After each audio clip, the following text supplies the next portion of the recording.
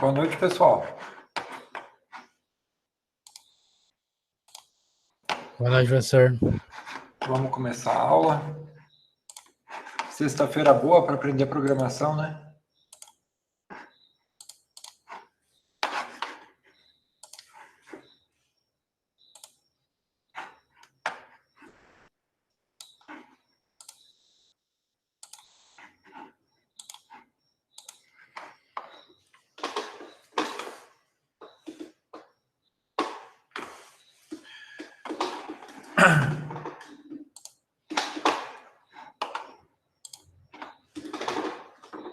Bom, pessoal, hoje a gente vai aprender um pouquinho a manipular arquivo em C++. Tá?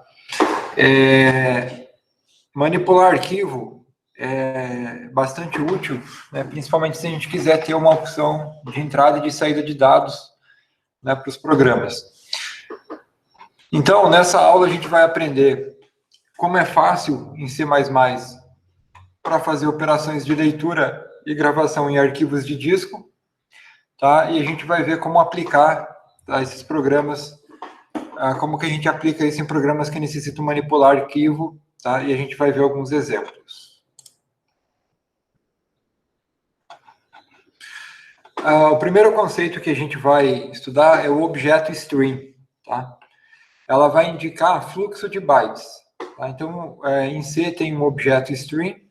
Assim, todo lugar que tem a capacidade de receber ou transferir bytes de um ou para a memória do computador é chamado de objeto string, tá? No caso, ele vai ter uma relação de herança. Em C++, os objetos de string, também denominados arquivos, são o ponto central das classes IOString, tá? As classes de entrada e saída. Como exemplo, a gente tem arquivos em disco, teclado, vídeo, impressora, porta de comunicação, etc. Tá? Tudo isso, pessoal, é tratado em C++ como se fosse um arquivo. Tá? O conceito de arquivo é ampliado no sentido de considerar arquivos não somente os que existem em disco, tá? Mas um arquivo virtual. Por exemplo, o objeto cout, ele representa o vídeo, tá? Do recebimento de bytes, tá, para o vídeo. E o objeto cin representa o teclado, tá? O envio de bytes do teclado para o programa. Tá? As classes IOStream interagem com esses arquivos, tá? Os arquivos de entrada e os arquivos de saída. Às vezes vocês podem até ver alguma referência, alguém falar que imprimir caracteres em tela tem o mesmo custo computacional do que escrever um arquivo. Por quê? Porque o software, o programa que tem a execução, ele vai escrevendo a saída no arquivo e depois, né, a saída de vídeo vai lendo esse arquivo e vai printando na tela.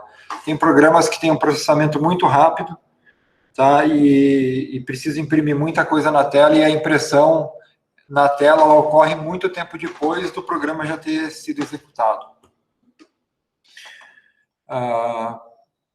As bibliotecas de classe padrão, tá, standard, contêm classes para o envio e recebimento de bytes de e para a memória do computador, com uma sintaxe semelhante à usada com os objetos cin e cout. Diferentes objetos de string são usados para representar diferentes interações com periféricos de entrada ou de saída.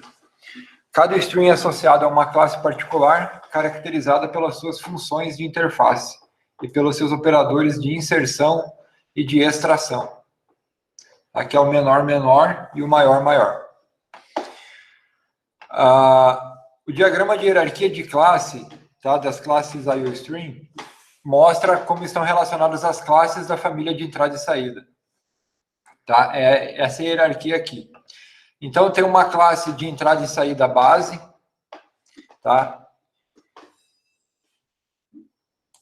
E aí, dela tem uma herança para duas classes, iStream e IOStream, tá? Elas são há uma relação de herança, né, para cin, cout, cerro, clog, né, através do objeto allstream, aqui iStream, certo? Para manipulação de arquivo, tá? fstream, certo? Então tem uma relação de herança também. Então, todos os objetos de entrada e saída, tá? Eles vão ser objetos do tipo iOS, certo? E esses objetos iOS, eles fornecem uma interface para que a gente utilize todas as entradas e todas as saídas como se fosse a mesma coisa, né? Através do polimorfismo, tá? Pessoal, a descrição completa da biblioteca de entrada e saída, vocês podem ver nesse link, tá? Do C++.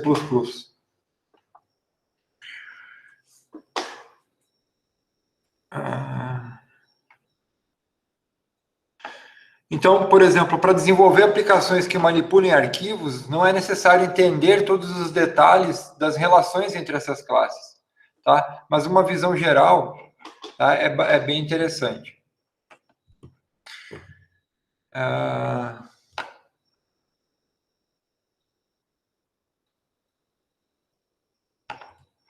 Alguns arquivos dessa hierarquia, isso aqui é uma coisa que pode confundir um pouco para quem programa em C++, tá?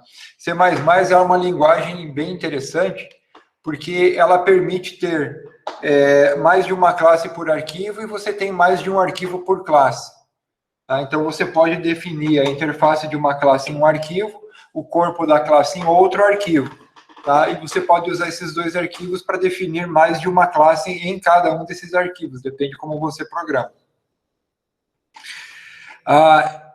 Esses objetos que a gente viu na hierarquia de classe, essas classes, aliás, elas estão divididas nesses arquivos aqui, ó, tá? Que está na parte de cima desses blocos. Tá? Então, esses arquivos aqui, ó, iostream, fstream, tá? Stream e std,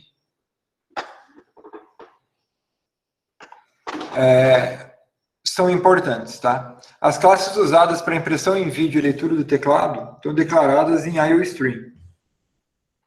Tá? As classes usadas para leitura e gravação em disco são declaradas na fstream. Tá? E as classes usadas para manipulação de byte na memória estão declaradas nos arquivos sstream e stdstream.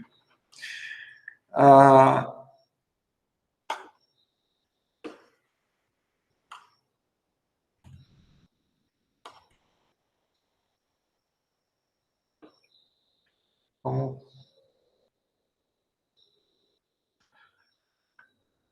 direto para... a classe iostream, ela é derivada das classes eStream e OStream por meio de herança múltipla. Não sei se vocês repararam, no diagrama de classe, tem uma herança múltipla. Aqui, ó. iostream tem uma herança múltipla. Tá? Então, como é que se entende isso? Tá? É um objeto de entrada e saída, mas ele possui todas as características tanto da entrada quanto da saída. Tá? Herda de todos eles.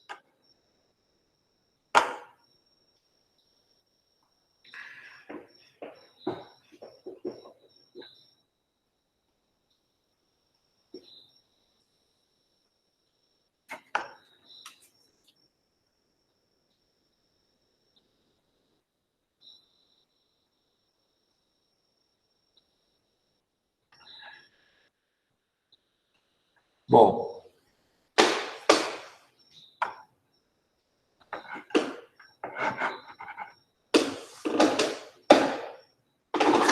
tá. Vamos falar um pouquinho sobre essa classe iostream. Acho que é melhor a gente ir direto para o código, que no código a gente mostra tudo isso aqui. Bom, o primeiro código, pessoal, ele mostra como é feita a gravação linha a linha em um arquivo. Tá? Então, olha só. A gente chama a biblioteca fstream, o arquivo fstream, tá? E a gente cria um objeto do tipo ofstream, tá? Que ele é um objeto de saída, certo? E aí a gente cria, ó, chama o construtor tá? E passa um nome de um arquivo para ele criar. E aí, a gente vai redirecionar, tá? Esse objeto, ele tem uma sobrecarga dos operadores, tá? De redirecionamento. Então, a gente consegue usar o operador de redirecionamento para direcionar, por exemplo, uma string de caractere, né? Para essa saída. E essa saída vai ser o quê? Vai ser um arquivo de texto que vai estar gravado em disco, tá? Então, vamos lá. Compilar. Rodar. Ele não vai aparecer nada a princípio, tá? Porque não tem nada para ser impresso na tela. A gente direcionou todas essas cadeias de caractere para um arquivo de texto. Quando a gente vai lá na pasta, a gente consegue abrir, então, o arquivo teste.txt, tá? Aí, abrindo o arquivo teste.txt, tá lá, ó. Da mesma forma como a gente colocou, tá? O endl no final vai dar uma nova linha para cada.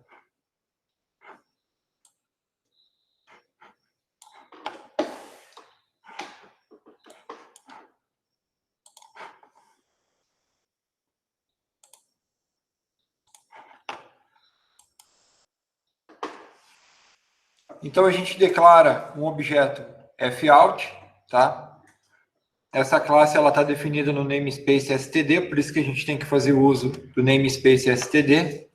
A gente vai utilizar um construtor que vai inicializar esse objeto com o nome do arquivo a ser criado. A inicialização, então, ela vai associar o objeto fout ao arquivo, tá? Teste.txt para gravação. O operador de redirecionamento sobrecarregado na classe oString, da qual o fstring é derivada, tá? Ele pode ser usado para gravar no arquivo, então. Da mesma forma que a gente usa o cout, por exemplo. Quando o programa termina, o destrutor do objeto é chamado e fecha o arquivo automaticamente. Tá? Não é necessário que a gente coloque uma instrução explicitamente para fechar o arquivo. Como é que a gente faz a leitura, então, pessoal? Tá? O segundo código, a gente vai fazer a leitura desse mesmo arquivo. Tá? Então, olha só. Agora a gente vai incluir IOString para a gente poder usar o cout. Tá? E aí cria um buffer, tá? É um vetor de caractere de 80 posições. E a gente vai ler, ó. Agora cria um objeto do tipo ifstring, tá? Chama o construtor dele e dá o mesmo nome do arquivo que a gente deu no construtor do outro código, tá? Aí ele vai fazer o quê? Ele vai abrir o mesmo arquivo que já foi criado com aquele texto, tá? Vai chamar um laço e olha só que interessante. Esse método aqui, ó, tá? Do objeto ifstring, ele faz o seguinte: ele vai verificar se ele encontrou o final do arquivo, tá? Se ele está no final do arquivo. Se a posição atual do cursor, a gente vai ver isso mais no final da aula de hoje, em mais detalhes, mas é isso aí, se ele chegou no final do arquivo. Então, enquanto não está no final do arquivo, ele vai chamando esse método getLine, e esse método getLine, a gente passa dois argumentos. Um é um vetor onde ele vai armazenar o conteúdo do que ele está lendo no arquivo, tá? E o tamanho máximo da linha que ele vai ler. Tá? Depois a gente imprime, então, o conteúdo do buffer, ou seja, vai imprimir o texto que ele leu do arquivo no vídeo, tá? Tá redirecionando para o cout, que é a saída de vídeo. Tá? Compilou e executou, ó. Ele vai ler o arquivo teste.txt e vai ler linha a linha e printar na tela tá, o texto da forma como foi escrito.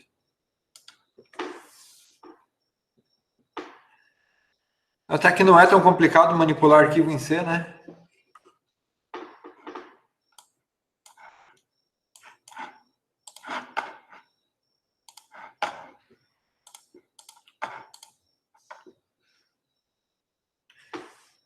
Vamos lá.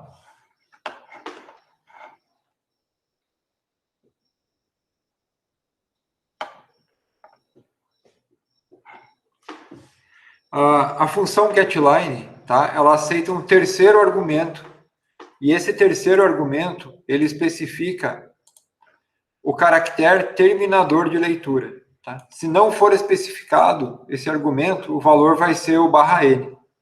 Então, a função getLine, ela vai ler uma sequência de caractere até ele achar o /n. Quando ele achar o /n, ele sabe que finalizou a linha, então ele vai ler essa sequência até ali. Tá?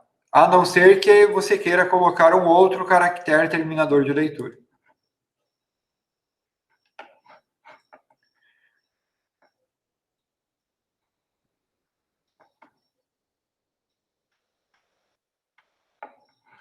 Bom, detectando o final de um arquivo. Tá?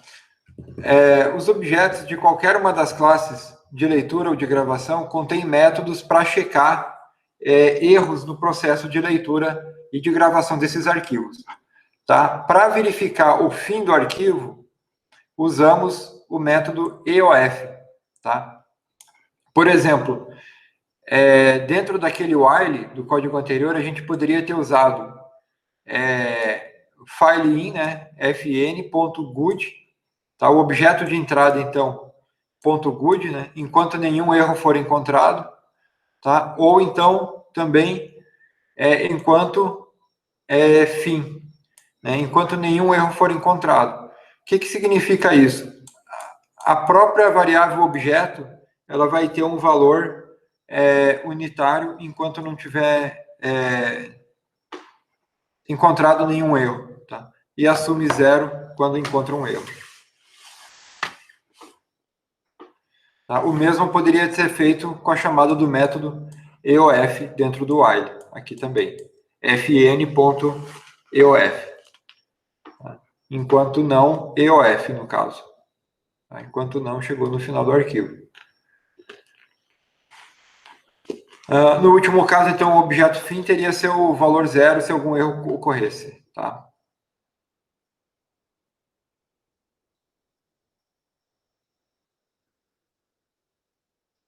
A gente também poderia verificar o fim do arquivo por meio do retorno do método getLine, na mesma instrução de leitura desse arquivo. Tá? Vamos ver o próximo código.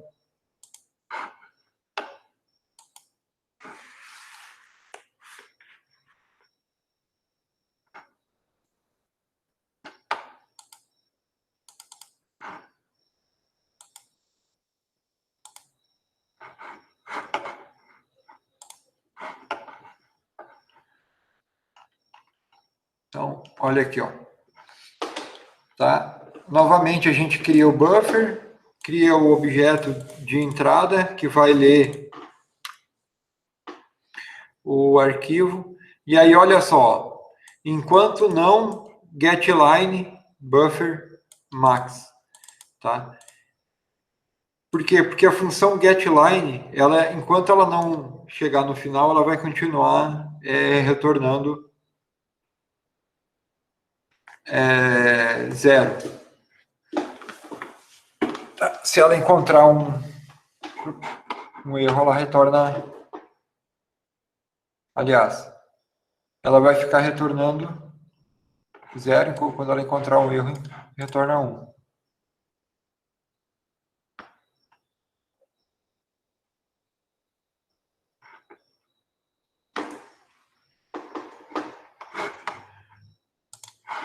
Tá? Então, e aí a gente dá cout no buffer que foi lido aqui. Então, vamos lá, compilar, rodou.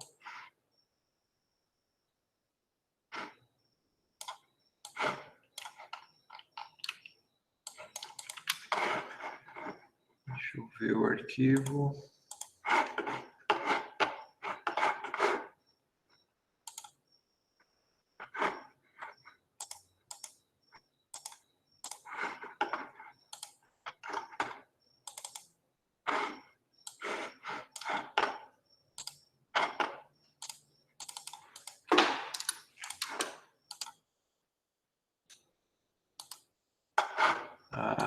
Isso mesmo.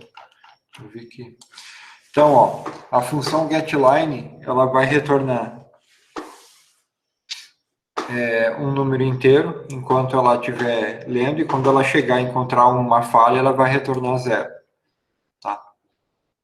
Então, enquanto ela conseguir ler, ela vai retornar um número diferente de 0, e aí o while vai continuar executando. Quando ela chegar no final do arquivo, ela vai retornar 0, e aí o while vai encerrar.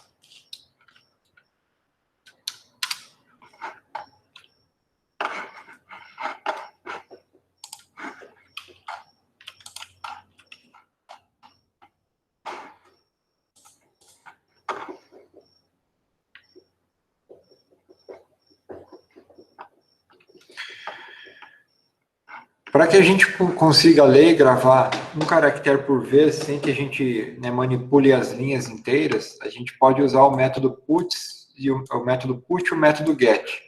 Tá? Membros da classe OStream e iStream. Tá?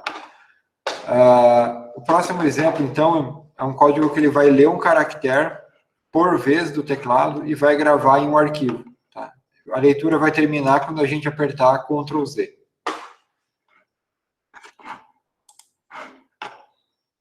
Então, olha só, como é que ele faz isso? Ó, a gente vai criar um objeto de saída, então, um arquivo de saída.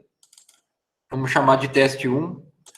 Criar uma variável caractere e, através do método get do objeto CIN, a gente vai armazenar, tá, na variável caractere o caractere que foi lido do teclado. E depois, tá, a gente chama a função put do objeto de saída, tá, que é o arquivo que a gente declarou ali em cima, e imprime esse caractere no arquivo.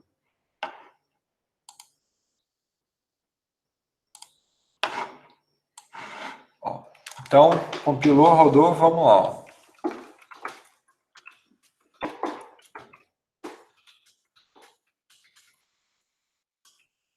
Ctrl Z, encerra. Eu vou mover o arquivo.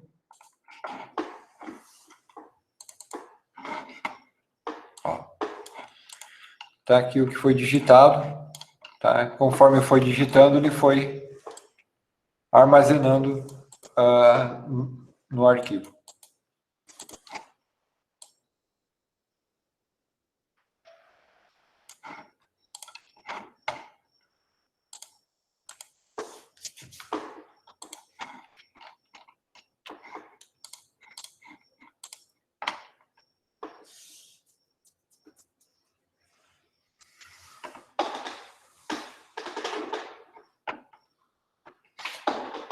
O laço, tá, desse código, ele vai verificar se o caractere que indica o fim do arquivo foi digitado no teclado. Tá? Esse caractere, ele tem o código /N1A.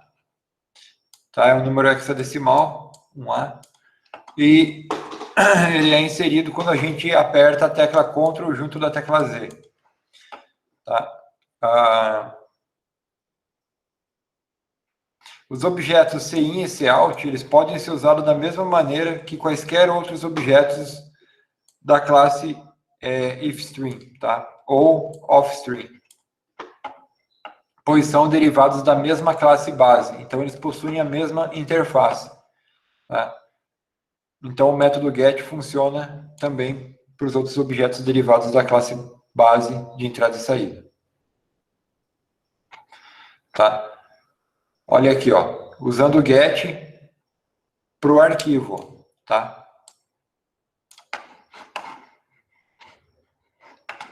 Então, assim como funciona para o CIN, tá? Funciona também para o arquivo. Tá? Então, ó, dá o get no caractere e depois o put no caractere, tá? Quando a função vai ler o Ctrl Z, ela vai retornar 0 para encerrar o laço. Enquanto ela estiver lendo o caractere, ela vai retornar o número inteiro.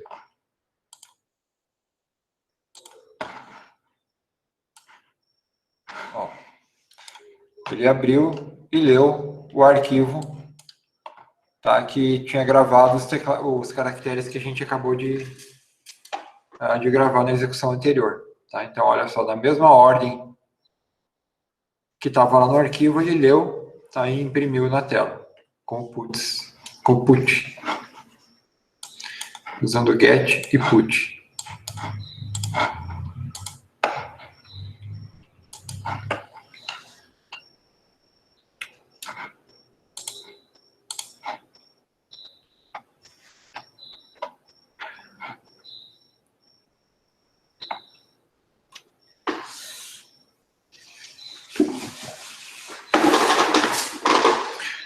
Bom, avançando um pouquinho, vamos ver um pouco sobre o método open.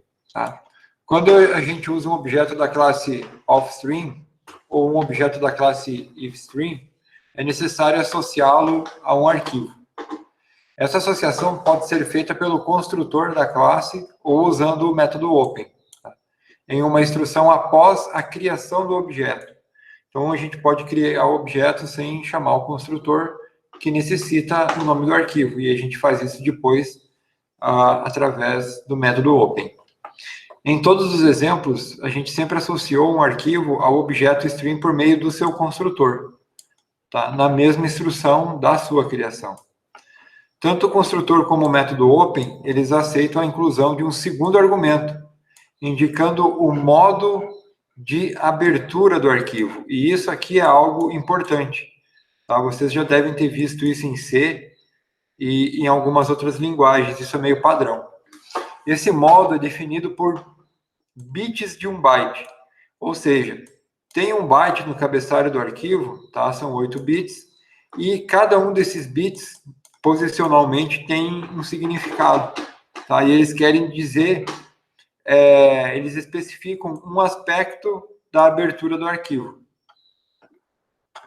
A lista dos modos é definida na classe iOS por meio de um tipo enum.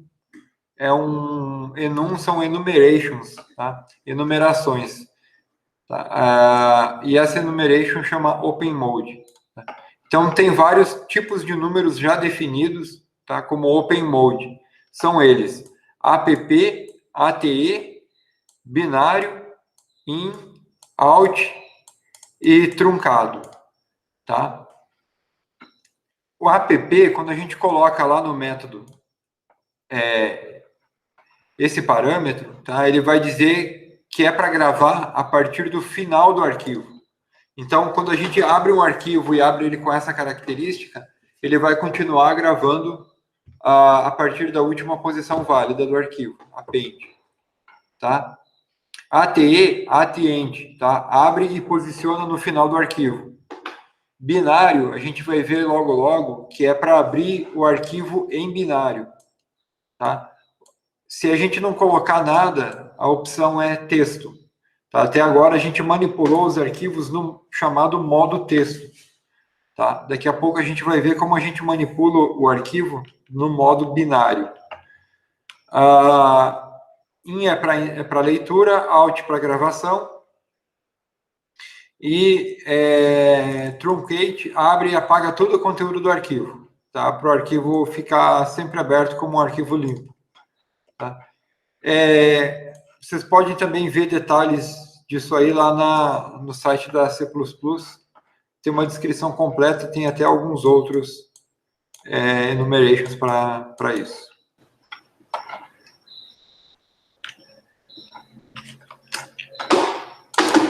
Bom, qual que são as diferenças entre o modo texto e o modo binário? Tá? Trabalhar com arquivos em modo texto e trabalhar com arquivos em modo binário. São 3 diferenças, as principais, tá, para se trabalhar com arquivo em modo binário. Primeira diferença é o caractere /n. Tá? Em uma operação de gravação, nos arquivos modo texto, o caractere /n é expandido em 2 bytes, tá? Antes de ser gravado. Em operações de leitura, o par de bytes é convertido para um único byte, tá? /n. Se o arquivo é aberto em modo binário, não há essa conversão. Então, essa é uma diferença, tá? Na forma como é armazenado o caractere /n, tá? Quando é em modo binário e quando é em modo texto. O caractere Ctrl+Z, né, ou /x1a, /x de hexadecimal, tá? Em modo texto é interpretado como fim de arquivo. Em modo binário é mais um caractere no arquivo, tá? Não é entendido como final de arquivo. Os números em modo binário podem ser gravados ou lidos exatamente como se apresentam na memória. Isso é uma diferença bastante significativa. Tá? Por exemplo, o número 25678 é armazenado na memória do computador ocupando 2 bytes, tá? Porque ele é um short int. Em modo texto, ocuparia 5 bytes e seria armazenado como códigos da tabela ASCII. Tá? Então, essa é uma grande diferença de se trabalhar com arquivos no modo texto e se trabalhar com arquivos no modo binário. Tá? Se você vai armazenar números, dados que são apenas números, por exemplo, armazenar matrizes, então é mais interessante trabalhar com os arquivos no modo binário, tá? Para economia de memória. E também maior rapidez, né? Você vai trabalhar com menos dados.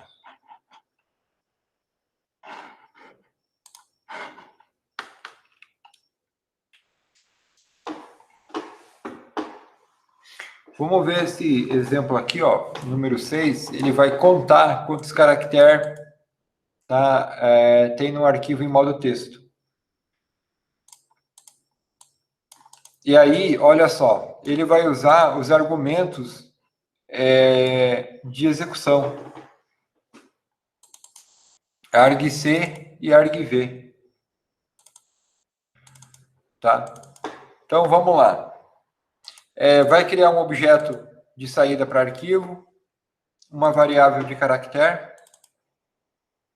e uma variável contadora que vai totalizar a quantidade de caracteres que ele está lendo. Então, primeiro vamos fazer uma checagem se o número de argumentos é 2, tá? O código aqui a gente precisa passar 2 argumentos. Tá? Então, se não tiver 2 argumentos, aliás, tem que passar um argumento, né? O primeiro argumento é o nome do arquivo.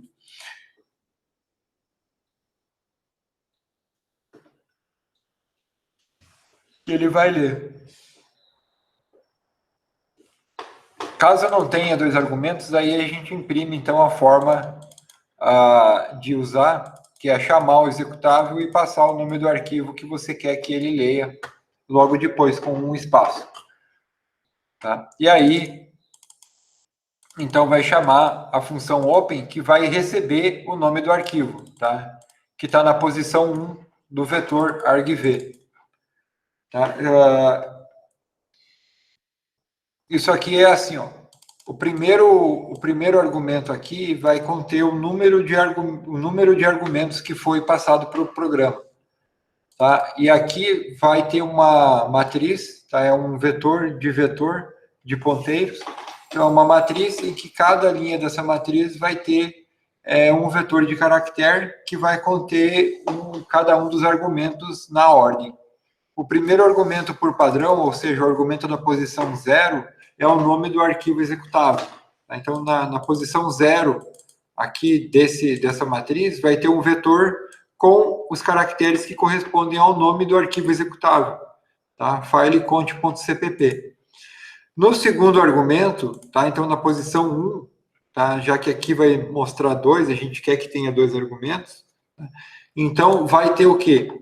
O nome do arquivo txt que a gente quer ler, tá? Porque ele vai passar aqui como argumento para o open. Então, a gente vai ter que passar o nome do arquivo que a gente quer que o programa leia. Abrindo o arquivo, ele vai fazer o seguinte, ó. Ele vai ler caractere a caractere e vai contar. Então, para cada caractere, ele vai dar um mais na variável contadora. Quando chegar no final do arquivo, tá, a função get vai retornar 0, ele vai encerrar a execução. E aí, depois, ele vai printar que o tamanho do arquivo é o conteúdo da variável contadora. Compilou. E aí, para rodar, a gente tem que ir lá e colocar para rodar. E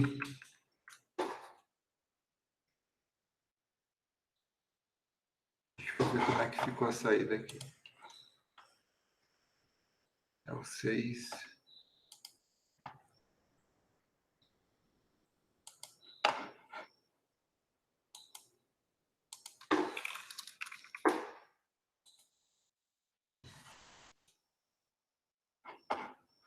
Ó. Vou mostrar aqui.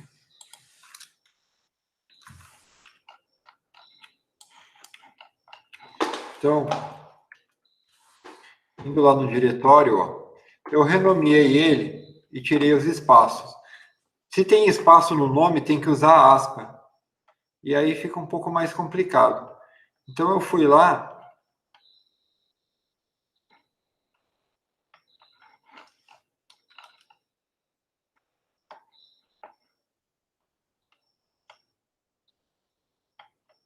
Aqui, ó.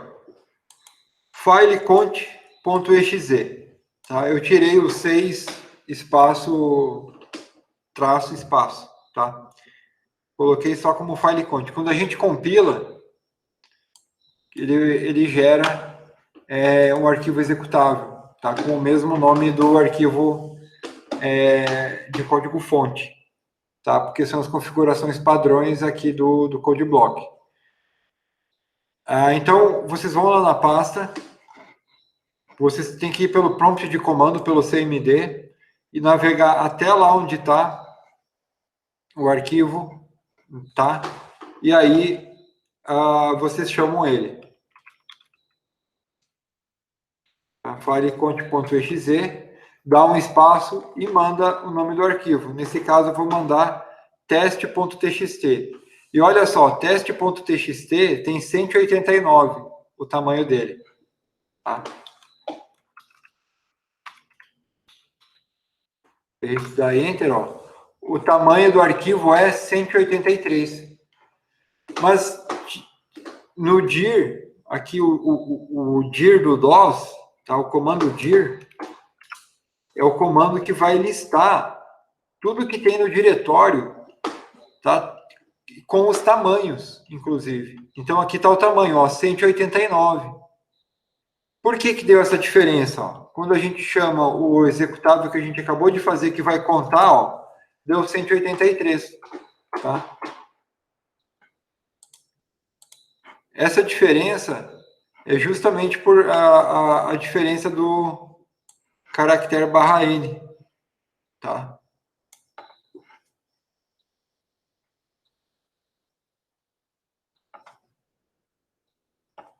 Vamos fazer a mesma coisa agora para o programa em modo binário. Ó.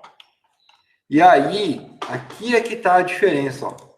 Lá na linha 20, ó, a gente vai colocar aqui ó, o segundo argumento, iOS, binary. Isso aqui, pessoal, então vai indicar que agora a gente quer acessar esse arquivo no modo binário. Vamos compilar. Eu vou de novo lá na pasta.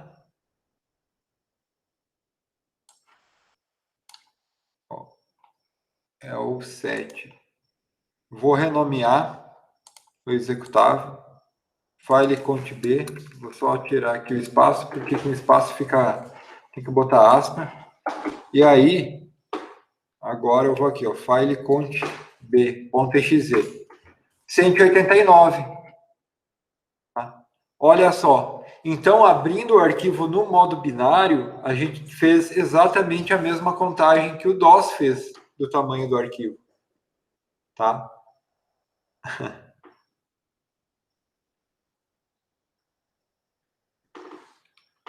Fazer para outro, ó, tem teste1.txt, ó. Deu 52, exatamente o que deu aqui também quando a gente chamou o dir. Tem esse outro lá que é livros, que é de um outro caso que a gente vai ver mais para frente. E livros deu 0. Bom, livros é ponto .dat. Livros ponto .dat. É 224.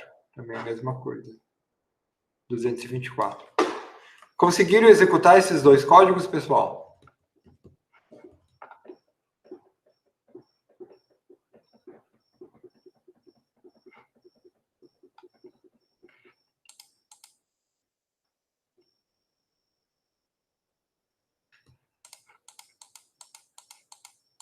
Bom.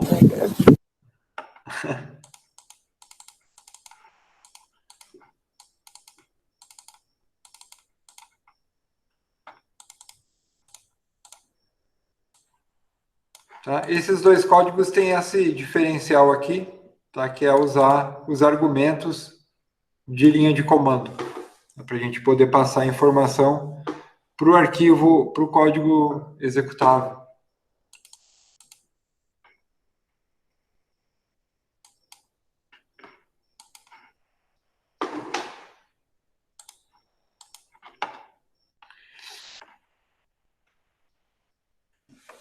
Bom, avançando, vamos gravar então matriz de byte usando exceção.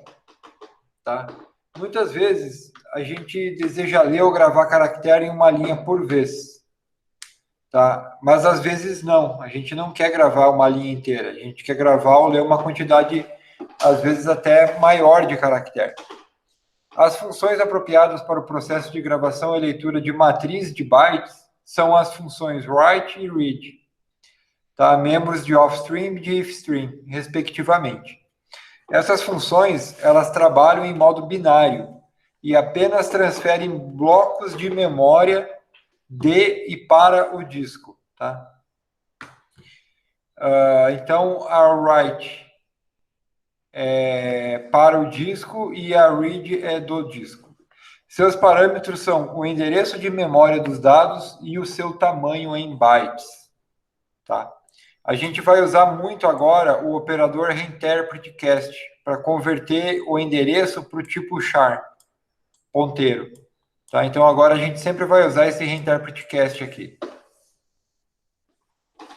Vamos ver o próximo código. Ó. O próximo código já é um código um pouquinho maior.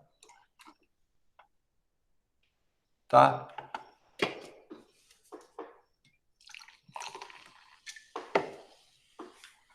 Olha aí.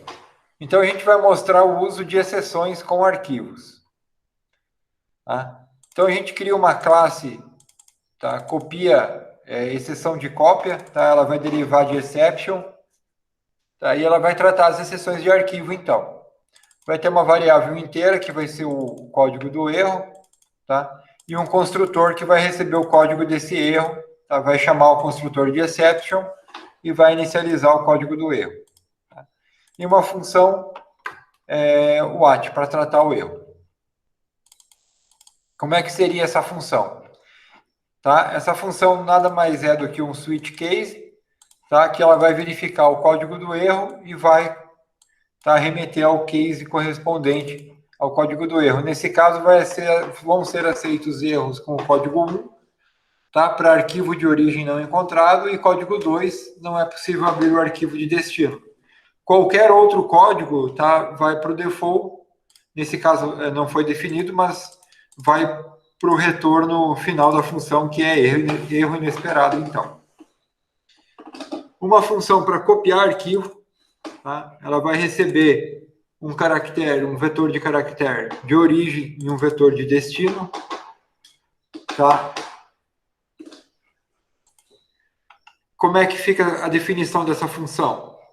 Então, ela vai receber, então, vai ser definido um buffer, tá? Um vetor de caractere sem sinal, de 1024 posições, tá? E um inteiro para armazenar os bytes lidos. Cria-se, então, um arquivo de entrada, tá? A gente chama de arquivo de origem, tá? Onde a gente manda, então, a origem e fala que a gente quer, né, manda o nome do arquivo de origem e fala que a gente quer ler ele no modo binário, quer abrir o arquivo no modo binário. Então, se o arquivo não good, né, ou seja, se não conseguir acessar ou abrir ou criar o arquivo, tá, vai disparar a exceção 1. Tá? Nesse caso, a gente está abrindo o arquivo para leitura, não para gravação, não vai criar o arquivo. Então, se o arquivo não existir, tá, aqui ele vai retornar um valor igual a 0, tá? O não vai fazer ele ficar igual a 0, e aí o if vai... Aliás, vai retornar 0, o não vai fazer ele ficar um valor inteiro, e aí então o if vai executar, e aí ele vai lançar a exceção, vai disparar a exceção. Cria-se um objeto de saída, tá? De arquivo de saída, tá? Manda o nome do destino e fala que vai acessar em binário também. E aí ele vai testar, tá? Se o arquivo foi aberto, tá? Se não foi possível, então ele vai disparar a exceção 2, tá? Não é possível abrir o arquivo de destino, tá?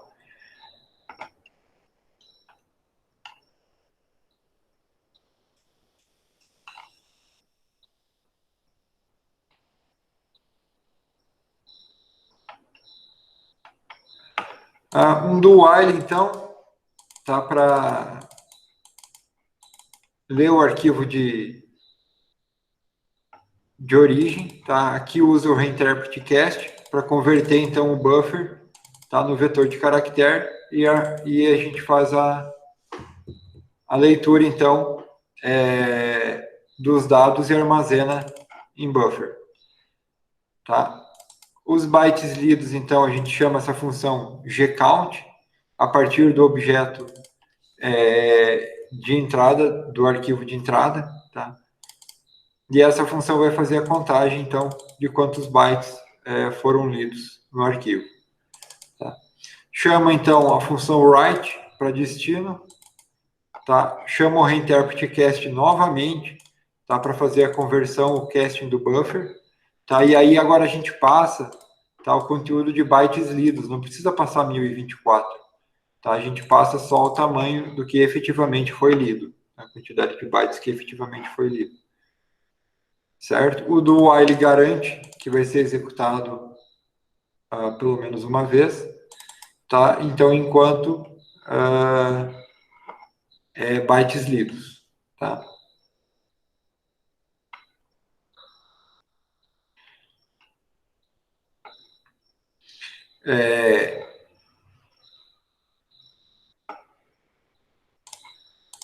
E aí, como a gente está trabalhando com arquivos em modo binário, tá? Não mais em modo texto, é necessário que a gente chame a função que fecha os arquivos. Tá? Se fosse modo texto, isso não era problema, mas como a gente está trabalhando em modo binário, a gente precisa fechar explicitamente esses arquivos. Então, vamos lá, compilar, rodar. Ó, arquivo de origem não encontrado. Tá? Por que ele lançou a primeira exceção?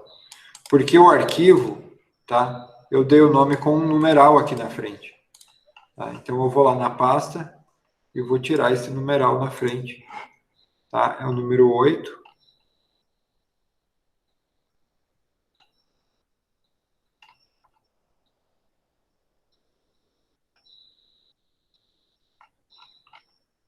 Vou copiar. Ctrl+C, Ctrl+V.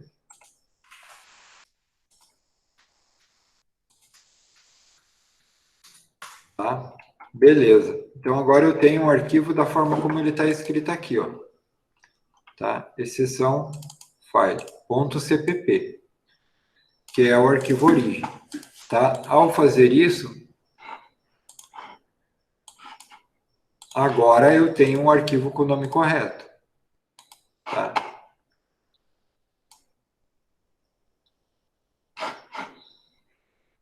Ah, tá.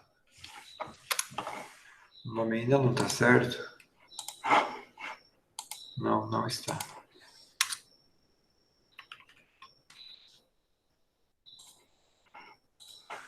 Agora vai estar certo. Então, compila, roda e olha só. Tá? Ele não deu mais exceção. E o que aconteceu aqui? Ele deve ter criado agora um arquivo, né, com o nome exceção file.cpy, tá? Que é o destino. Tá? O destino é um arquivo CPY, mudou a extensão do arquivo. Então, se a gente olhar lá na pasta, tem um exceção file.cpy, foi criado agora, tá? E se a gente der um edit with notepad++, vai estar lá a cópia exata do arquivo .cpp. Ó. Tá? Por quê? Porque ele leu o arquivo .cpp, exceção file.cpp, ele leu bloco a bloco, tá? Com a função write, cada bloco de 1024 bytes ele leu, e aí ele gravou de volta nesse arquivo .cpy, tá? Que é um arquivo texto, ele gravou byte a byte, tá? Olha aí.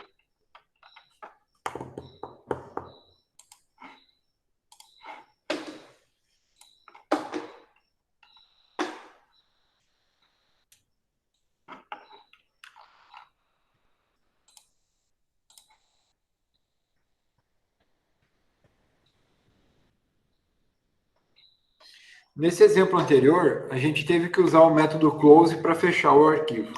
Tá? Não seria necessário fechar o arquivo se explicitamente o destrutor dos objetos associados já faz essa tarefa. Muitas vezes a gente gostaria de associar outro arquivo a um certo objeto, pois o que tínhamos de executar no arquivo atual já terminou. Por exemplo, nesse caso, como o destrutor não foi chamado, precisamos fechar o arquivo explicitamente. Tá? Gravando objetos em disco. Se o arquivo conterá objetos, pessoal, isso aqui é muito interessante. Muito, muito interessante. Mais poderoso que isso aqui, só Java. Tá? Java é um negócio assim que você pode pegar um objeto instanciado, salvar num arquivo, ler o objeto já instanciado, mandar o objeto por um pacote via rede, você digita o IP de uma outra máquina, o objeto vai aparecer instanciado no código lá na outra máquina. Cara, dá para fazer muita coisa. Mas em C++, esse recurso também é poderoso. Porque a gente pode pegar objetos instanciados inteiros e armazenar num arquivo e depois abrir esse objeto de novo. Tá? E de forma muito, muito simples, usando read e write. Tá? Olha só, vocês lembram daquele caso, daquela classe livro?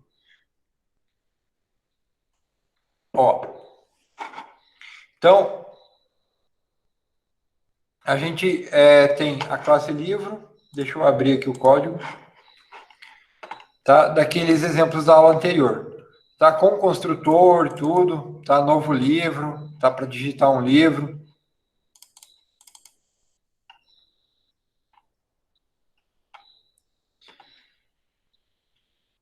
Qual que é a diferença agora? Tá? O livro ele tem, então, um título, autor, número de registro e preço. Tá? O novo livro é a função que vai criar o novo livro, né? Que vai dar o get para que a gente pegue as informações do livro todas. Olha o que a função main vai fazer. Vai criar um arquivo de saída, tá? E aí, pessoal, isso aqui é importante. Essa extensão .dat, ela é só um padrão. tá? É DAT de data, dados, tá? Assim, tem alguns softwares comerciais que usam essa extensão, mas basicamente ela é uma extensão livre para que a gente use nos códigos, né? Vou salvar uma matriz, é um dado do meu código, né? Então, eu vou salvar como .dat, tá? Mas vai ser um arquivo texto. Aliás, é um arquivo texto, mas é um arquivo que vai ser gravado de modo binário, tá? Diga-se de passagem. Criamos um objeto livro e uma variável de caractere para armazenar a entrada do teclado. Bom, pegamos esse objeto e inicializamos ele, tá? Chamamos novo livro. Ao chamar novo livro, então vai ser solicitado que a gente entre com os dados desse livro. Depois disso, olha só, chama fout e grava, tá? Fout é o objeto de saída que a gente criou aqui. Chama write. E aí a gente manda, ó, o endereço do objeto livro, tá? A gente manda gravar o que? O tamanho, size of livro, tá? E aí, pessoal, após a chamada dessa linha aqui, da linha 45, lá no livros.dat vai estar armazenado o objeto inteiro, o objeto livro, tá? Aí vai pedir se sim ou não, vai usar get para pegar o caractere SN, né, no caso, e caso digitar N maiúsculo ou minúsculo, cai fora. Caso contrário, ele vai continuar executando do while, tá? E vai solicitar a entrada de mais livros, tá? Vamos executar isso aqui, então? Vamos lá. Compilou, executou. Ó, então vai solicitar, digite um título. Livro, autor, número de registro, preço. Outro livro? Sim. Título, autor. Não. E aí ele encerrou. Quando eu digitei não, ele encerrou. Tá? Mas lá ele criou um arquivo livros.dat, ó. Aqui, ó, tipo de arquivo, ó, arquivo DAT. Eu posso abrir ele com o Notepad++, tá? E olha aqui, ó, no início ele até consegue converter essa sequência de bytes aí usando a tabela ASCII. Mas depois ele não entende mais nada, ó. Tá? Por quê? Porque ali vai ter dados em binários que vão representar essas variáveis, ó. 2 vetores de caractere, um short e um double. Tá? É isso que vai ter lá na sequência. Só que quando a gente abre com o Notepad++, o Notepad++ vai entender tudo como sendo código para a tabela ASCII. Tá? E aí, por isso que dá esses... Entendeu? Assim, tudo errado, tudo zoado. Tá? Então, a gente precisa ler, fazer a leitura desse código binário da forma correta. Tá? E como é que a gente faz isso? Bom, vamos lá, ó.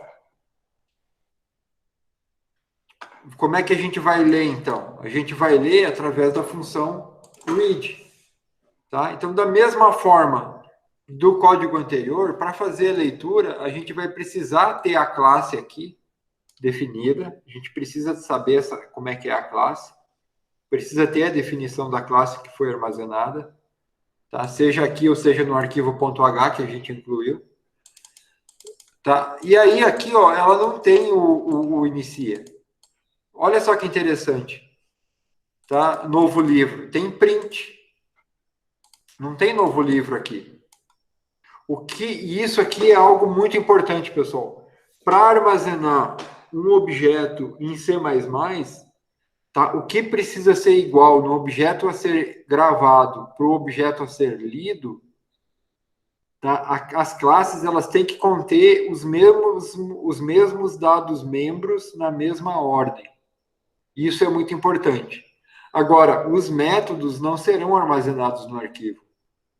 Então, você pode ter métodos diferentes, tá? E olha aqui, esse objeto aqui, agora ele tem um método print, não tem o novo livro. E o método print vai printar todos os seus atributos. Tá? Na função main, então vai criar um objeto de saída, de entrada de dados, aliás, vai receber o nome do arquivo que a gente salvou, está informando que a gente quer abrir esse arquivo em binário, tá? Cria o objeto livro e passa ele para a função read, tá? Lá dentro do while, tá? Para ler o que? O size of do livro, tá? Que é o tamanho do livro. Então, a gente precisa ter essa classe definida para a gente saber o size of aqui, para pegar o tamanho que o livro vai armazenar na memória, tá? Do ponto de vista das variáveis. Tá? Passa o endereço, usa reinterpret cast para fazer a reinterpretação desse ponteiro e aí depois printa. Tá? Aliás, enquanto lê, printa. Né? O print está dentro do while. Cada bloco que é lido vai ser printado.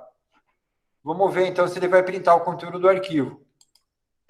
Olha aí, ó, printou. Tá? Foi digitado 2 livros, o primeiro era o livro 1 e o segundo eu digitei um monte de coisa do texto, né? Tá? Então, ele leu o objeto e printou o objeto. Pessoal, isso aí facilita. Imagina você ter uma estrutura de dados que é uma pilha, igual a gente definiu, e a pilha é o objeto. Aí você quer salvar a pilha para desligar o executável e depois voltar na próxima execução, continuar da onde parou. Né? Você quer continuar com a pilha com os mesmos valores. Pronto. Né?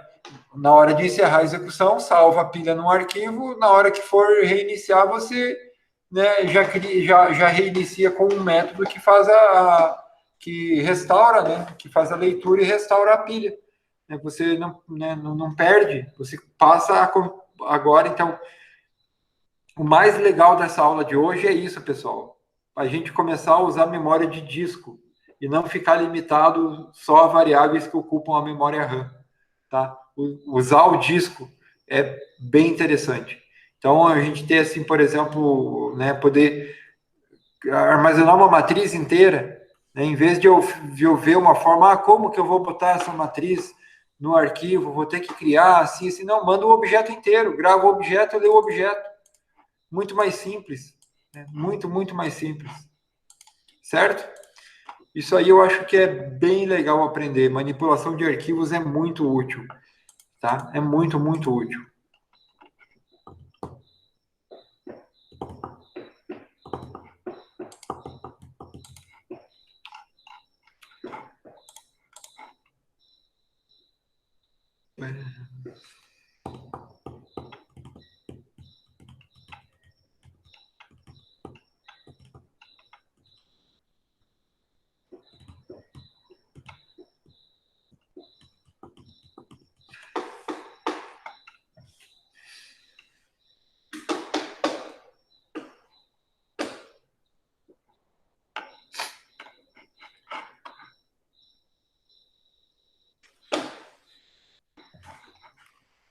Bom, vamos avançar. Vamos fazer um código que vai gravar e ler o objeto, tudo num código só. Tá? A gente fez a gravação num código, fez a leitura em outro. Agora vamos fazer tudo num código só. Tá? Olha só. Agora, tá um pouquinho diferente, né? A gente vai incluir essa biblioteca aqui, ó, fstream, tá? A classe livro, ela vai ter os mesmos atributos, só que agora ela vai ter uma função, né, um método novo livro e o método print. Vamos declarar os dois métodos na classe, tá? Da mesma forma como os dois códigos anteriores, tá? Novo livro e print. O que muda também aqui na função main, tá? Olha só, vamos criar esse objeto fstream, tá? Que é um objeto para leitura e para gravação. E aí a gente chama a função open para ele. Open dele. Como fstream tá, herda lá da interface comum, então ela também vai ter uma função open, tá? E por polimorfismo vai chamar a função certa do objeto certo. A gente passa o nome do arquivo, e aqui, pessoal, tem uma outra novidade interessante que talvez vocês não tinham visto ainda em programação, que é usar isso aqui, ó. Isso aqui é o ou bit a bit, tá? É uma operação bit a bit. A gente vai estudar amanhã, tá? É o finalzinho dessa aula, eu não consegui preparar os slides, mas amanhã a gente vai ver o que é a operação bit a bit. Operação bit a bit, ele pega, quebra, bota a sequência de bits, e aí ele faz o e ou faz a operação binária bit a bit, tá? O que isso aqui significa, então? Isso aqui é como se a gente estivesse somando as características. Tá? Eu quero abrir um arquivo que ele seja do tipo, tá? ATE, out, entrada e binário. Tá? Tudo junto. Todas as características ao mesmo tempo. Eu estou usando todas elas ao mesmo tempo. Certo? Isso que significa, então, colocar o ou lógico entre eles. O ou bit a bit. Cria o objeto livro e olha só. Agora a gente chama o write, tá? A partir do objeto de entrada e saída. E vai gravando, tá? Os livros conforme a gente quer. Digitou não, sai. Aí a gente chama esse outro, esse método aqui, ó. Tá? Esse método aqui, ó, do objeto de entrada e saída, a gente vai ver também um pouquinho mais detalhes à frente, mas ele, já vou adiantar, ele vai... a gente diz aonde que a gente quer que o cursor pare. Porque, veja bem, a gente está gravando no arquivo, tá? Então, a gente vai gravando, e ele foi aberto do tipo ATE, attempt, né? A gente vai sempre gravar a partir do final dele. Então, quando a gente chega aqui, ó, grava 1, 2, 3, 4, 10 mil livros que seja, saindo daqui na linha 61, tá? Em FIO, né? A gente vai estar na última posição. Então, se a gente quiser printar, a gente tem que voltar para a posição 0. Então, na linha 62, a gente diz que a gente está voltando o cursor para o início do arquivo. Tá? E aí, printa, então, que a gente só um indicativo, e faz o while, ó, e começa a dar o read no arquivo. Ó. Chama o reinterpret cast, tá? E passa o objeto e dá o print no objeto. Então, se a gente criar 3, 4, 5 livros, ele vai instanciar 3, 4, 5 objetos do tipo livro, vai armazenar na sequência esses objetos lá no arquivo, e depois a gente pode recuperar e ler esses objetos de novo. Tá? Bem legal, né? Gravar objetos direto em arquivo é muito legal.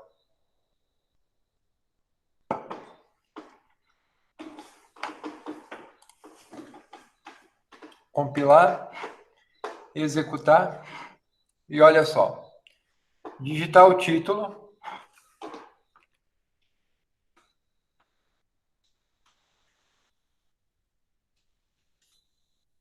JN. Olha aí. Ele detalhe, ó, se vocês repararem, tem 3 livros aqui. Os livros que eu já havia digitado e mais um. Tá? Por quê? Porque o arquivo foi lido, tá? Foi aberto com esse aqui, ó, attempt. Então ele não apagou o arquivo.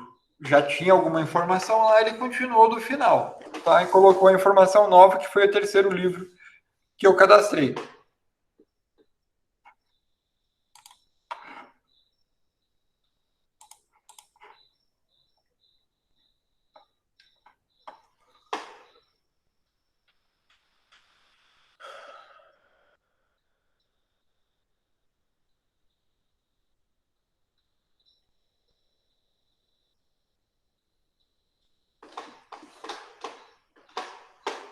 Bom, então vamos ver essas funções a seekg, telg, seekp e telp. Cada objeto string está associado a dois valores inteiros denominados posição corrente de leitura e posição corrente de gravação. Seus valores especificam o número do byte do arquivo onde ocorrerá a próxima leitura ou gravação. Esse byte que é chamado de posição atual. A função seekg permite movimentar a posição corrente de leitura do arquivo para uma posição escolhida, enquanto que a função seekp executa a mesma tarefa para a posição corrente de gravação. A função seekg tem o seguinte propósito, protótipo, tá? É um string, ela vai retornar um endereço do tipo string, e a gente precisa passar um long, posição, e um segundo argumento, tá? Que é um do tipo uma enumeration definida em iOS. Tá? O primeiro vai indicar o deslocamento em bytes a partir da posição escolhida, e quando a função é chamada com um único argumento, a posição é considerada como o início do arquivo, iOS bag de begin. O segundo argumento, então, ele pode ser um desses três. Begin, a partir do início do arquivo, corrente, tá? A partir da posição corrente, e end para o final do arquivo, tá? A partir do fim do arquivo. Então, a gente pode colocar um desses três modificadores nessas funções seekg, tá? E telg.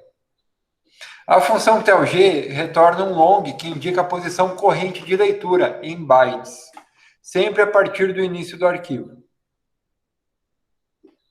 Tá? Então, vamos ver como é que fica isso aí. Novamente, lá naquele código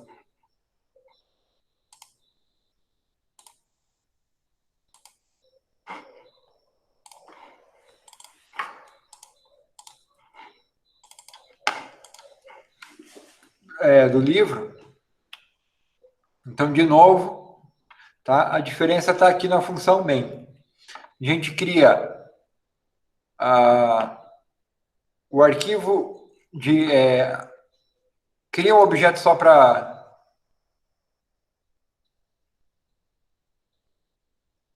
cria um objeto para leitura e gravação, abre ele, tá? Cria o objeto livro e olha só, chama a função seekg para ir para a posição 0, tá? E aí, quando a gente quiser ver qual que é o último registro, olha só, basta que a gente pegue, então, a posição, tá, final, tá, e divida pelo tamanho do livro, tá, pelo size of do livro. A gente vai conseguir pegar, então, o número de registros, tá?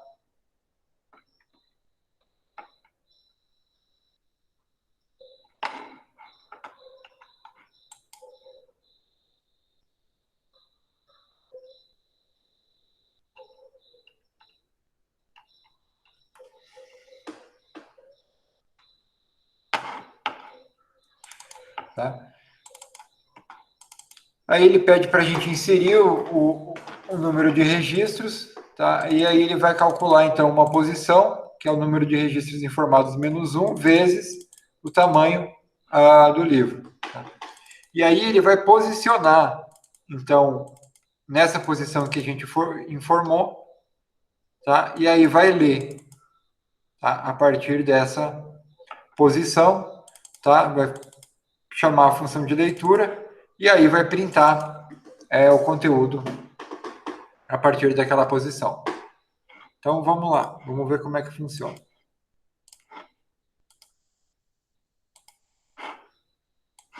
O número de registros é 3. Então, ele está dizendo que tem 3 livros. Tá? Olha só. Ele pegou aqui ó, o telg, que é o número de bytes, e dividiu pelo tamanho do livro. Tá? Então, se cada livro ocupa 3 bytes, se ele vê que tem 9, 3 sobre 3 dá, 9 sobre 3 dá 3. Né? E assim por diante, enfim. Então, eu quero o número de registro. Vamos dizer assim, ó, eu quero 2. Quero, então, o segundo. Vamos ver, ó. E aí ele imprimiu para mim o segundo registro. Tá? Vamos ver de novo, ó. O número de registros é 3. Insira, eu quero o primeiro. O primeiro é o livro 1 maiúsculo. Livro 1. Tá? E assim por diante. Eu posso imprimir qualquer um dos 3. Tá? E por quê? Porque com aqui, ó, com essa função seqg, ele me coloca, ó, na posição que eu quiser. Tá? Baseado no tamanho do livro. Size of livro é o tamanho que a classe livro vai ocupar no arquivo. Uma vez, então é uma posição para frente. 2 vezes, 2 posições para frente. Tá? Legal, bem fácil, bem simples.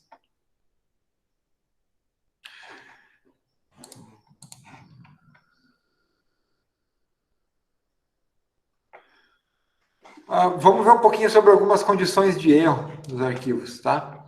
Em programas profissionais, é importante verificarmos e tomarmos medidas apropriadas no tratamento de erros que podem ocorrer quando trabalhamos com arquivos. Situações de erro podem ser previstas verificando a variável de status da classe iOS. Seu valor pode ser obtido pela função rdState, tá? Membro da classe iOS. Os bits individuais do valor retornado podem ser testados por meio do operador AND, bit a bit, que é o e-comercial, um sozinho, e os seguintes valores enumerados, tá? Enumerados é uma enum, enumeration, enum. Tá? Tem esses aqui, ó. Good bit, tá? Nenhum bit ligado, sem erros. EOF bit, que é o fim do arquivo. Bit 0 ligado. Bit de falha, de leitura ou gravação, bit 1 ligado. Um erro irrecuperável, bit 2 ligado, tá?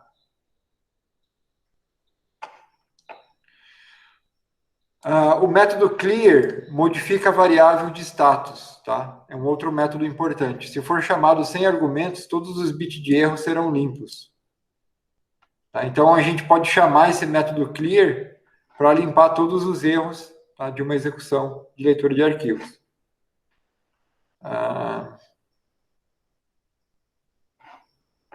Métodos para testar essas condições de erro. Tá? Então, a gente tem alguns métodos que vão retornar 0 ou 1, dependendo do status do bit. Então, a gente tem, por exemplo, o método good, tá? Que ele vai retornar falso se nenhum bit está ligado, sem erro. EOF, verdadeiro se encontrar no fim do arquivo. Falha, verdadeiro se o erro de leitura ou for erro de gravação. E bad, então é o erro irrecuperável. Essas funções elas já testam aqueles bits para nós e já retornam, então, verdadeiro ou falso, né? 0 e 1, no caso, booleano inteiro. Isso aqui é bastante interessante. Lendo e gravando para a memória. A classe UStream trabalha com a memória usando a mesma sintaxe por meio da qual interage com arquivos em disco. E a gente pode gravar da memória e para a memória do computador muito facilmente. Muito facilmente. Olhem o código número 13 lá, pessoal. Olha só. Agora a gente cria um objeto, uma string de memória, a gente chamou o objeto, e ele é do tipo ostring, tá? Olha só. A gente vai armazenar na memória, tá? Que memória? Na memória RAM, na memória estática, tá? Na memória volátil. No espaço de endereçamento liberado pelo sistema operacional lá na memória RAM. A gente vai armazenar uma string de caractere. E depois a gente pode recuperar ela. Ó. Tá? Esse método str, tá lá, ele vai retornar o ponteiro para o início do buffer. Tendo esse ponteiro, a gente pode chamar o cout. Né? Redirecionar esse ponteiro para a saída, e aí ele vai pegar esse endereço de memória e vai redirecionar ele e toda a sequência para a saída padrão, né? Que é o cout, que é o vídeo. Tá? Então, o que vai acontecer aqui? Primeiro vai transferir todo esse texto para uma unidade, para a memória RAM, e depois vai pegar esse ponteiro da onde ele tá armazenado esse texto e vai mandar para o vídeo, tá? Através do Cout. E ele vai printar essa mensagem da forma como ela foi escrita. Tá? Então, assim, é uma forma da gente também gravar dados diretamente na memória RAM, tá? Sem serem variáveis diretamente. É um dado que a gente está armazenando na memória RAM, não é uma variável. Não é uma variável.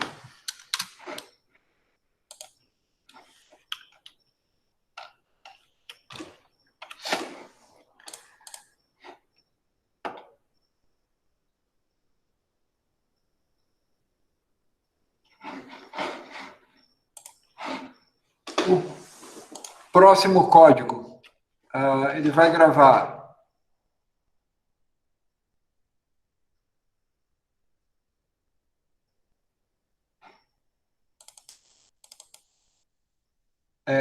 em um buffer, tá? Então vamos lá. Ó.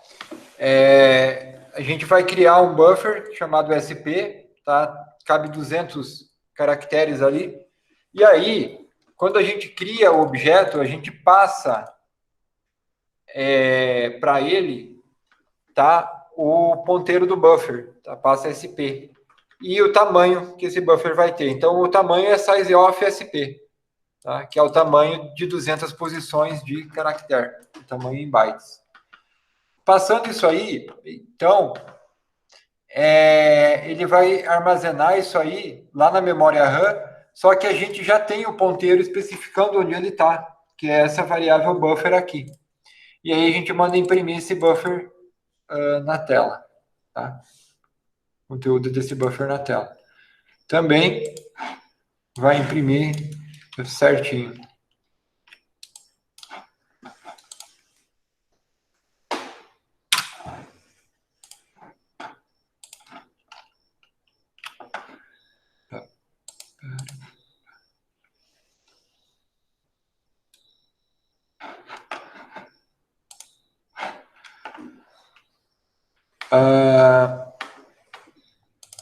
Aqui, ó, criando um buffer para leitura e para gravação, por exemplo, de dados, tá?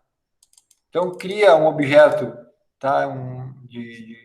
Para ser o buffer, tá? Esse é do tipo strstring, sstream, aliás. strstring, é um string de string, tá? A gente tem que incluir esse outro arquivo. E aí cria o objeto. Bom, criamos 3 variáveis, 2 de ponto flutuante e uma inteira. E aí, pessoal, a gente manda lá, ó, para a memória, redireciona lá para esse buffer de leitura e gravação, uma sequência de alguns dados numéricos. Isso aqui, pessoal, ó, isso aqui é bastante interessante, é bastante curioso. A gente pode redirecionar eles para as variáveis. Então, quando a gente redireciona aqui para x, ela vai pegar o primeiro double e vai tirar daqui. Quando a gente redirecionar para o y, como aqui já não vai ter nada, já vai ter tirado, ele vai pegar o segundo aqui, que é double. Depois a gente redireciona para o inteiro. E ele vai pegar o inteiro, 333. Quando a gente mandar imprimir, ó, x, y e i na ordem, vai ter que imprimir, ó, x end L, y end L, y end L, i end L. E vai imprimir certinho, ó. Tá? 1, 2, 3, 4, 5, 5, 5, 5, 5, 5 e 3, 3, 3. Então, ele imprimiu certinho. Tá? Ele leu, a gente conseguiu redirecionar do buffer de memória, lá da memória RAM, para a variável que a gente criou. Ele leu na ordem, tá? Porque era um double, ele interpretou essa sequência de caractere como sendo um número double, fez o cast.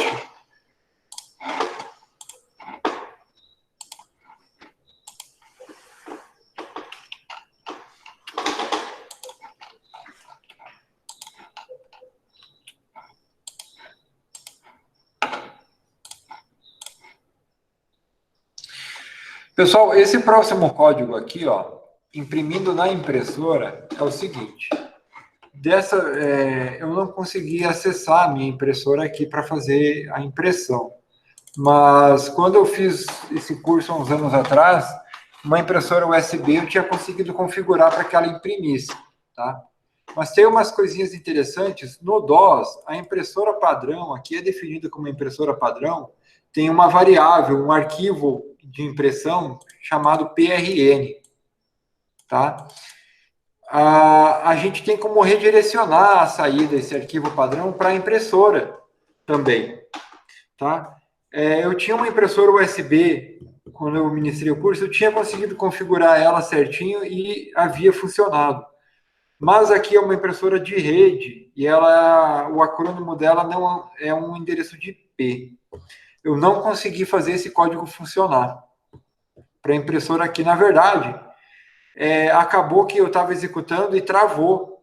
Eu não consegui depois imprimir mais nada, entrava na fila, acabou travando, não sei o que o sistema operacional entendeu. E aí eu tive que reiniciar o computador para usar a impressora de novo.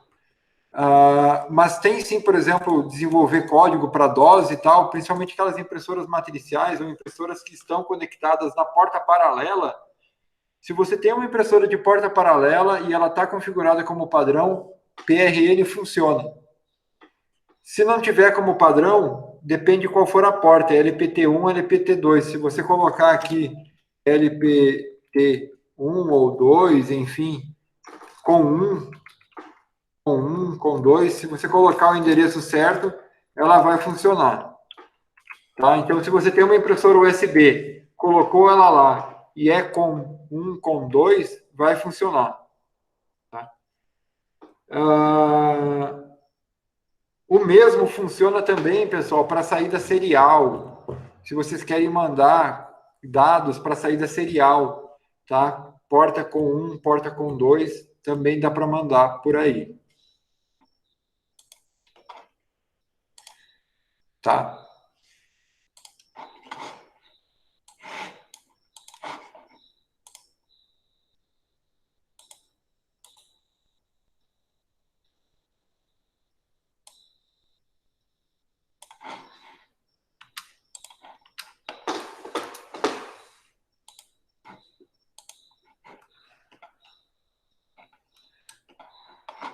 Tá?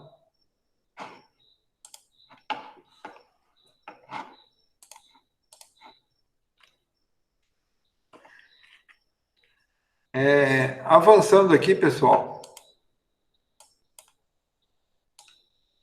a gente tem também, ó, manipuladores e flags para entrada e saída, tá? Então a gente tem vários manipuladores para poder manipular a entrada, desde pular espaços em branco, ajustar na esquerda, ajustar na direita, formato decimal ou octal ou hexadecimal para os números, ponto decimal, colocar tudo em maiúscula, enfim. Tem vários modificadores ou manipuladores para que a gente possa formatar essa saída. No próximo código, a gente vai ver isso aí. Vamos criar uma variável, tá? É um hexadecimal e uma variável de ponto flutuante. Tá? Olha só, com aquele método setOsFlag, a gente consegue colocar todos esses manipuladores, ó. Internal, hexadecimal, para printar o hexadecimal, ó. Vai printar aqui. Se a gente quer usar mais de um, a gente usa o ou, aqui, ó, tá? Vamos ver como é que esses modificadores funcionam.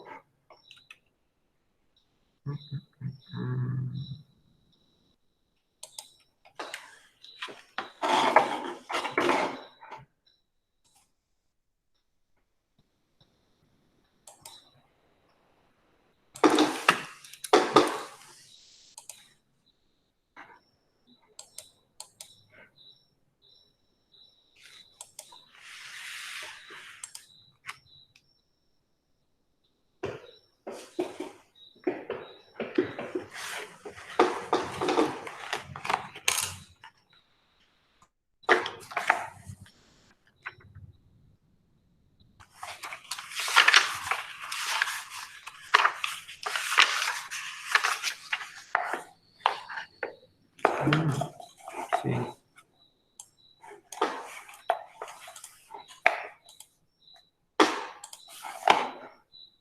Aqui, ó. Então, ó, a gente coloca, ó, internal, tá? 10 posições, ó, ele colocou o menos na frente, tá? Reset os flag, ó, tirou, então chamou reset, tirou, ele imprimiu aqui a segunda linha. Depois a gente colocou, ó, para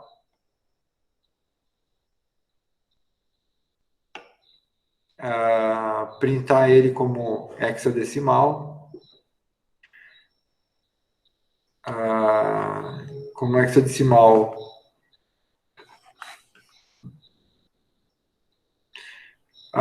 Depois, ó, colocou para 5 casas após a vírgula, ó, 1, 2, 3, 4, 5 no set precision. Tá? Colocou lá o fio, ele preenche com 0 à esquerda, todo o conteúdo da saída, ó. Tá?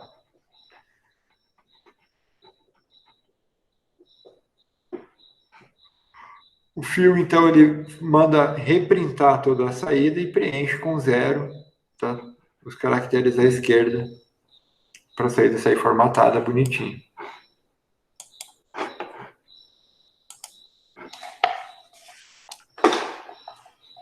Tá?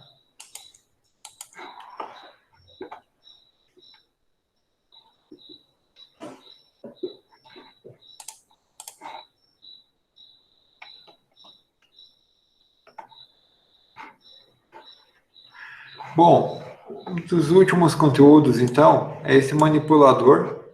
Tá? O problema de ler um caractere por vez do teclado com CIN é que o CIN pula a leitura de espaços em branco, que incluem caractere de tabulação, como nova linha, fim do arquivo, por exemplo. Se a gente quiser ler todos eles, a gente precisa adicionar essa flag aqui, ó, skip WS. Como é que fica isso aqui, ó? A gente coloca aqui, ó, no CIN, reset os flag, tá? E aí chama o put,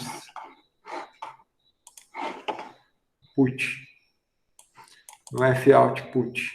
Então vamos lá, ó. Compila, executa, tá? E a gente pode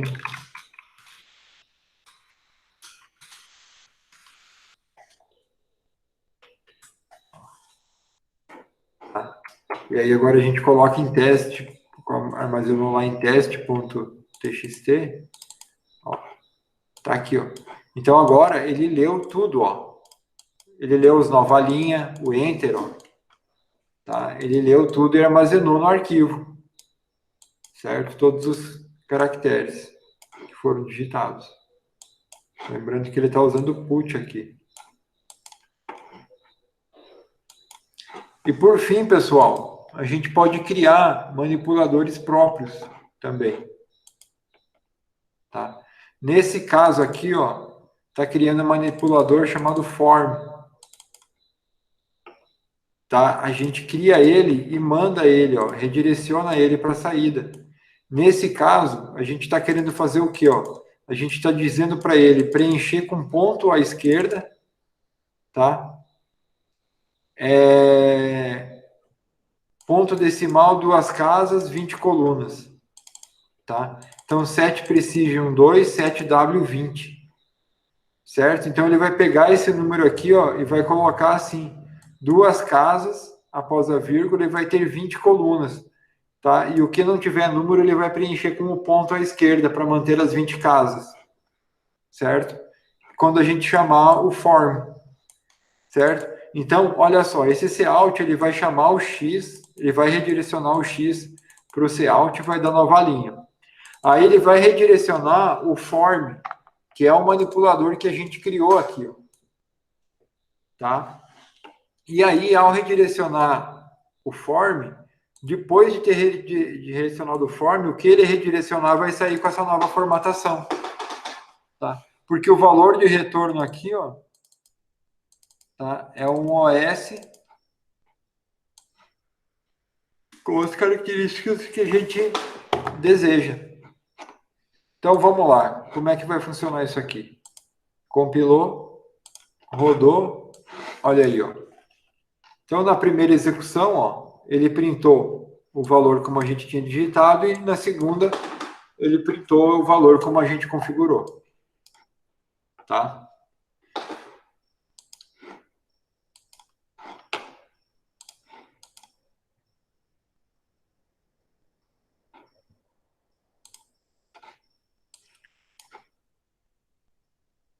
Certinho, pessoal?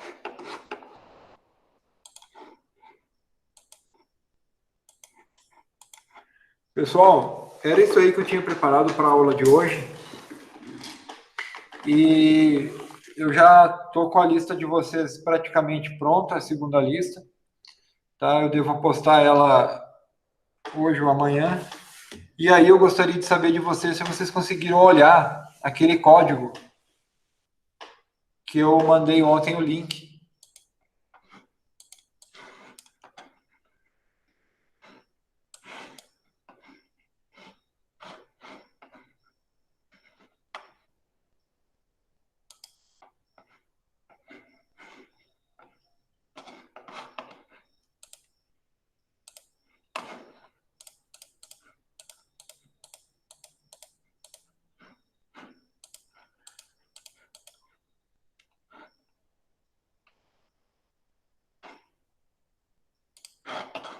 Ainda não?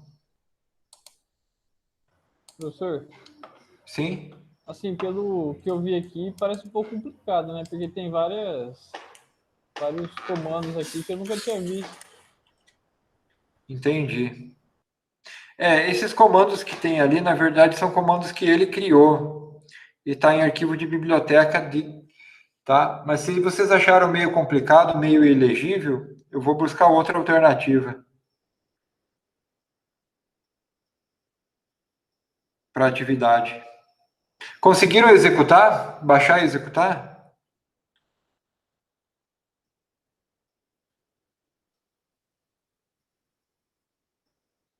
Eu não tentei ainda não, professor. Não? Não, tudo bem. Outra coisa, vocês pensaram assim, talvez em uma questão problema para a gente trabalhar na disciplina? Algum problema que vocês acham que a gente poderia tentar fazer um código, um softwarezinho?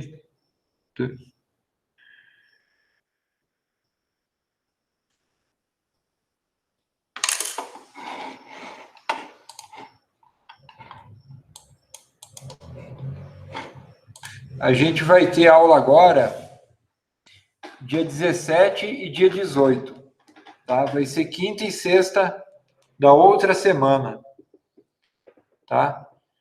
E aí, eu queria, dia 17 e 18, passar essa atividade para vocês, usar esses 2 dias para passar, para explicar, para deixar bem detalhado uma atividade, tá? Se até lá, ou até na próxima semana, a gente não conseguir pensar em nenhuma outra atividade, vou passar essa atividade que eu tinha pensado mesmo com. Só que eu estou criando um outro código mais legível, tá? Vamos ver se até lá eu consigo terminar. Até o dia 16 é suficiente para vocês fazer a lista que vocês já estão fazendo, mais a lista que eu estou querendo passar para vocês? A lista que eu estou querendo passar para vocês, ela é um pouco menos trabalhosa do que a lista anterior, tá? Ela é menos trabalhosa. São quantas questões, professor? São 10 questões também. Só que é bem menos código que precisa gerar.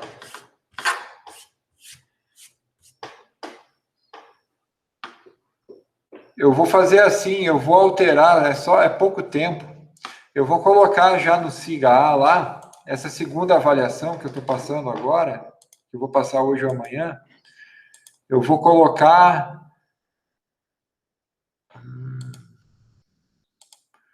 Pode ser para o dia 2 de julho.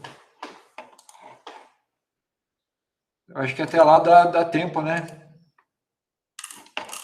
As duas listas, professor? Não entendi. Pode ser, não, essa segunda, né? A segunda lista. Ah, tá.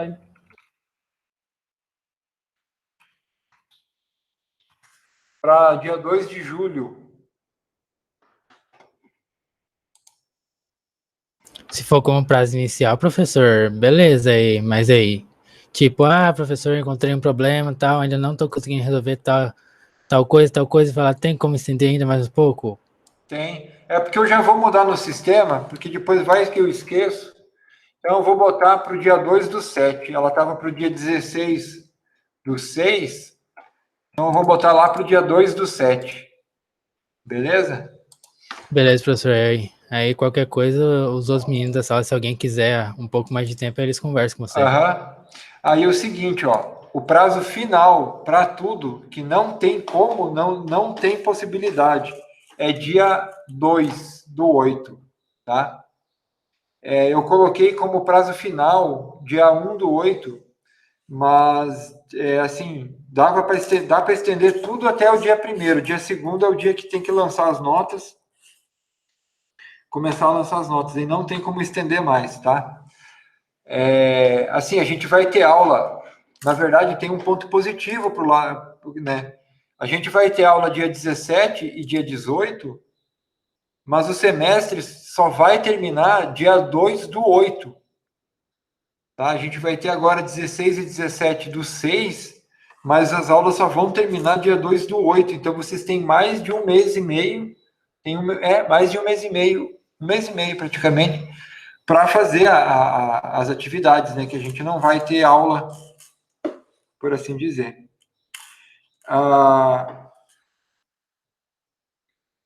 Amanhã a gente tem aula, né, pessoal?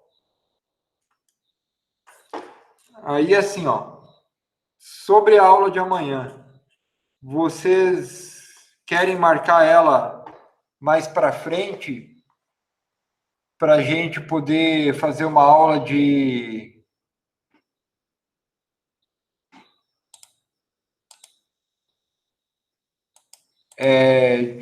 para corrigir a lista, ou deixar ela lá para o final, para depois do dia 16, 17, lá para quando tiver perto do final dos prazos para um reforço, alguma coisa assim?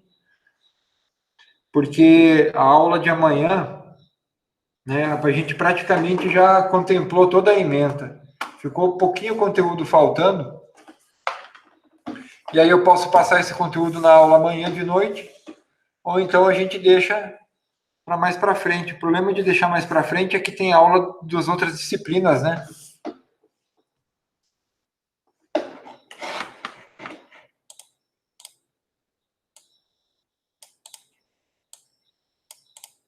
Eu não tenho muita opinião sobre isso não, professor, e você já tem que ver com a maioria da sala, para ver quem é que vota mais, quem é que vota de menos.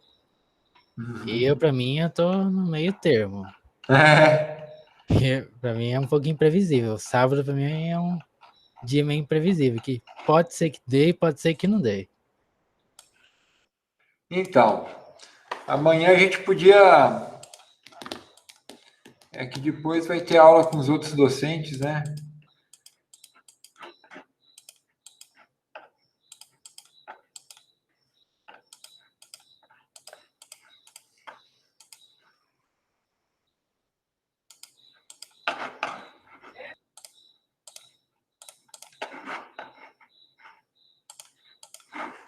Bom, então amanhã, qualquer coisa, amanhã às 7 horas a gente se encontra. Aí eu passo o finalzinho do conteúdo e já jogo no SIGA lá os links das aulas e a segunda lista. Aproveitar amanhã, então, eu explico os exercícios da lista. Amanhã a aula vai ser bem curta, até porque a gente já praticamente passou por todos os itens da ementa.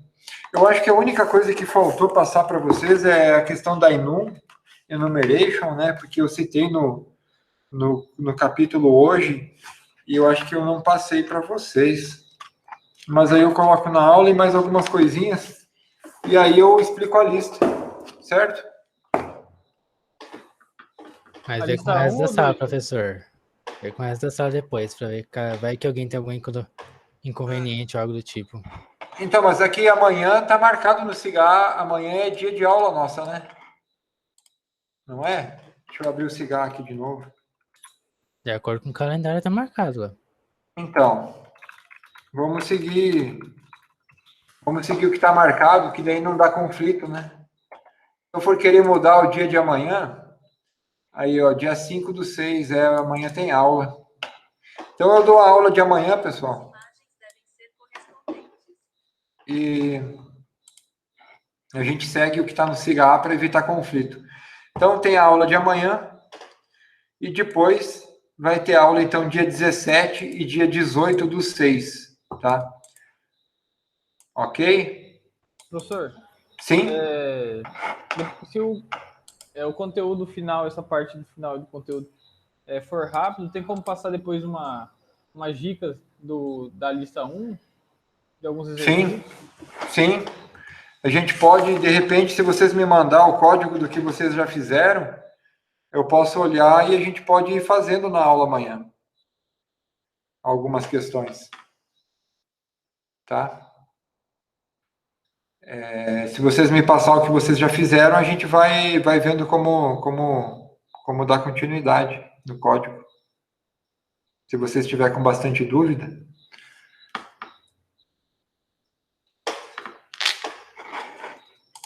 A gente pode fazer sim. Pode fazer algumas das questões da lista 1. Sim.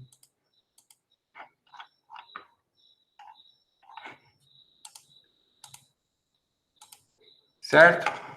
Bom, pessoal, então é isso aí que tinha para hoje. Tá? Amanhã eu vou passar o restinho do conteúdo e a gente fica, então, preparem as dúvidas da lista 1 e me mandem alguma coisa de código. Pode ser na hora da aula mesmo, tá? Não precisa mandar antes, é até melhor. Que daí, em cima do código que vocês me mandaram, a gente dá sequência para tentar chegar até o final de algum dos exercícios que vocês estão com mais dúvida. Mas é importante que vocês me mandem alguma coisa que vocês já fizeram, tá? Fica bem melhor que se a gente continuar em cima de algo que vocês já começaram. Beleza, pessoal? Beleza. Então, boa noite, boa sexta-feira para vocês aí. Tá? Eu sei que é muito proveitoso poder estar em uma aula de programação uma sexta-feira de feriadão como essa. Oh, alegria, hein? Oi, hein?